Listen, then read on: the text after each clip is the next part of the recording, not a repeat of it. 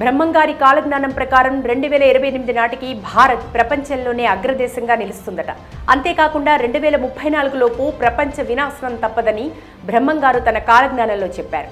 యుద్ధాలు, భూకంపాలు వచ్చి ప్రపంచం వినాశనం అవుతుందని, శ్రీశైలం శివుడు భక్తులతో మాట్లాడతాడని, ఆవు కడుపులో మనిషి జన్మిస్తుందని, పంచాంగాలు పూర్తిగా గాడి తప్పుతాయని, దొంగ స్వాములు పుట్టుకురావడం, 6 ఏళ్ల పాప గర్భవతి అవటం, ఆడవాళ్లు మానం అమ్ముకోవడం, 2020లో ప్రపంచం అంతా పెద్ద మహమ్మారితో అంతు చిక్కని వ్యాధులతో బాధపడుతుందని, ఇలాంటి అనేక విషయాలను, సంఘటనలను ముందుగానే దర్శించి వాటిని తాళపత్ర గ్రంథాల్లో భద్రపరిచారు. ప్రస్తుతం జరుగుతున్న అనేక విషయాలు ఆయన కాలజ్ఞానంలో ఉన్నవే. ఆయన వ్రాసిన కాలజ్ఞానం ఎక్కడ ఉంది? వ్యక్తిగతంగా ఎన్నో మహిమలు చూపెట్టాడు. మరి ఇప్పటి వరకు బ్రహ్మంగారు చెప్పిన విషయాలేంటి? కలియుగంలో ఆయన జన్మించే ముందు ఎలాంటి సంఘటనలు చోటు చేసుకుంటాయనే విషయాలను మనం ఇప్పుడు తెలుసుకుందాం. దీనికంటే ముందు అసలు బ్రహ్మంగారంటే ఎవరు? ఆయనకి కాలజ్ఞానానికి ఉన్న సంబంధం ఏంటి? నిజంగా బ్రహ్మంగారి కాలజ్ఞానాన్ని ఎంతవరకు నమ్మొచ్చో ఇప్పుడు చూద్దాం. భారతీయులు ఎక్కువగా జ్యోతిష్య శాస్త్రాలను, ఖగోళ శాస్త్రాలను విశ్వసిస్తారు. వాటి లెక్కలకు అనుగుణంగా మార్పులు జరుగుతుంటాయని భావిస్తుంటారు. అయితే మన పూర్వీకులు తమకున్న అపార మేధస్సు ద్వారా ఎంతో విజ్ఞానాన్ని మనకు అందించారు. వాటిలో బ్రహ్మంగారి కాలజ్ఞానం ఎక్కువ ప్రాచుర్యం పొందింది. శ్రీ పోతులూరి వీరబ్రహ్మేంద్ర స్వామి వారు తమకు ఉన్న అపారమైన జ్ఞానంతో భవిష్యత్తులో ఏం జరగబోతుందో ముందే చెప్పారు. కాలక్రమంలో జరుగుతున్న మార్పులను చూస్తే వీటన్నిటినీ బ్రహ్మంగారు తన కాలజ్ఞానంలో ముందే ప్రస్తావించారని తెలుస్తోంది.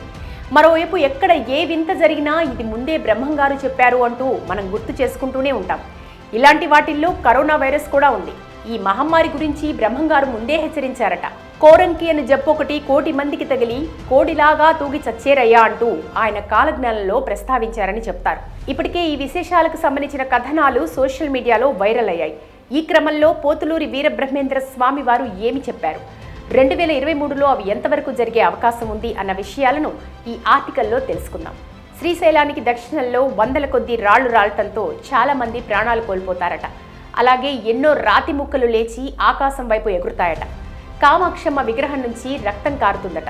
అలాగే కలియుగంలో 5000 సంవత్సరాలు గడిచిన తర్వాత గంగమ్మ అసలు కనిపించదట. వీటిలో కొన్ని ఇప్పటికే జరిగాయి. దీంతో వీరబ్రహ్మేంద్ర స్వామి వారి కాలజ్ఞానం నిజమవుతుందని అందరూ విశ్వసిస్తున్నారు. బ్రహ్మంగారు కర్నూలు జిల్లాలోని బనగానపల్లె మండలంలో గరిమిరెడ్డి అచ్చమ్మ ఇంటిలో పశువుల కాపరిగా ఉంటూ రవ్వలకొండలో కాలజ్ఞానం రాశారు. ఆవుల చుట్టూ గీత గీసి రవ్వలకొండలో కాలజ్ఞాన రచన గావించారు.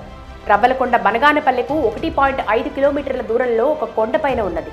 ఈ కొండ గుహల్లో కూర్చొని బ్రహ్మంగారు కాలజ్ఞానం రాశారు కనుక కొండలను బ్రహ్మంగారి కొండలు అని కూడా పిలుస్తుంటారు. బ్రహ్మంగారి కాలజ్ఞానంలో ఇప్పటి వరకు జరిగిన కొన్ని నిజాలేంటంటే, కాశీలోని దేవాలయం 40 రోజులు పాడుపడుతుంది అని చెప్పారు. ఆయన చెప్పిన విధంగానే 1910-12 మధ్యలో గంగా నదికి తీవ్రంగా వరదలొచ్చాయి. ఆ సమయంలో అక్కడ కలరా వ్యాపించింది. దీనివల్ల ఆ సమయంలో కాశీ పుణ్యక్షేత్రం సందర్శించేందుకు భక్తులెవరూ వెళ్లలేదు. రాచరికాలు, రాజుల పాలన నశిస్తాయి. ఇప్పుడు భారతదేశంలో రాచరిక వ్యవస్థ అనేది లేదు. ఒక అంబ 16 సంవత్సరాలు రాజ్యమేలుతుంది అన్నారు. ఇక ఇందిరాగాంధీ 16 సంవత్సరాల పాటు మన దేశానికి ప్రధానమంత్రిగా ఉన్నారు. బ్రాహ్మణుల అగ్రహారాలు నశించిపోతాయి. ఇప్పటి వారికి తెలియదు కానీ 100 సంవత్సరాల కిందటి వరకు కూడా బ్రాహ్మణులకు 100 ఎకరాలతో కూడిన అగ్రహారాలు ఉండేవి. ప్రస్తుతం ఎక్కడా అగ్రహారాలు లేవు. జనసంఖ్య విపరీతంగా పెరుగుతుంది. ప్రస్తుత ప్రపంచ జనాభా విపరీతంగా పెరిగింది. చిత్ర విచిత్రమైన యంత్రాలు వస్తాయి, కానీ చావు పుట్టుకలు మాత్రం కనుగొనలేకపోతారు. సృష్టిని మార్చడానికి ఎన్నో ప్రయత్నాలు చేస్తారు. చనిపోయిన వారిని బ్రతికించే యంత్రం, మనుషుల్ని పుట్టించే యంత్రాన్ని ఇప్పటి వరకు కనుక్కోలేదు. బ్రహ్మంగారు హేతువాదిగా ఉండేవారట. ఈ విషయాన్ని చరిత్రకారులు కూడా చెప్తున్నారు. క్రీస్తు శకం 1622, క్రీస్తు శకం 1693 మధ్య బ్రహ్మంగారు జీవించారు. ఆయన కాల బ్రహ్మయోగిగా మంచి పేరు తెచ్చుకున్నారు. ఇప్పటికే ఆయన రాసిన కాలజ్ఞానాన్ని ఓ ప్రామాణికంగా పరిశీలించుకుంటూనే వస్తున్నారు. కరోనా తర్వాత ఈ భయంకరమైన పరిస్థితులు ఇంతటితో ఆగిపోవని బ్రహ్మంగారు కాలజ్ఞానంలో పేర్కొన్నారని తెలుస్తోంది. ఆయన కాలజ్ఞానాన్ని బట్టి చూస్తే కరోనా మహమ్మారి ఇంకా అవలేదని, ఒమిక్రాన్ పేరిట మరో కొత్త వైరస్ పుట్టుకొస్తోందని తెలుస్తోంది. ఈ మహమ్మారి వచ్చిన తర్వాత నుంచి కీలకమైన మార్పులు చోటు చేసుకుంటాయని ఆయన కాలజ్ఞానంలో వివరించారు. ఇంకా చాలా విషయాలను ఆయన వివరించారు. అవేంటో ఇప్పుడు చూద్దాం. ఆయన కాశీలోని దేవాలయం 40 రోజుల పాటు పాడుపడుతుందని తెలిపారు. 1910-12 మధ్య కాలంలో గంగా నదికి వరదలు రావడంతో అక్కడి ప్రజలు ఇబ్బందులు ఎదుర్కొన్నారు. అదే సమయంలో కలరా వ్యాధి విపరీతంగా ప్రబలటంతో 40 రోజుల పాటు కాశీ విశ్వేశ్వరుని దర్శించుకోవడానికి ఎవరూ రాలేదు. ఓ అంబ 16 సంవత్సరాల పాటు రాజ్యాన్ని రక్షిస్తుందన్నారు.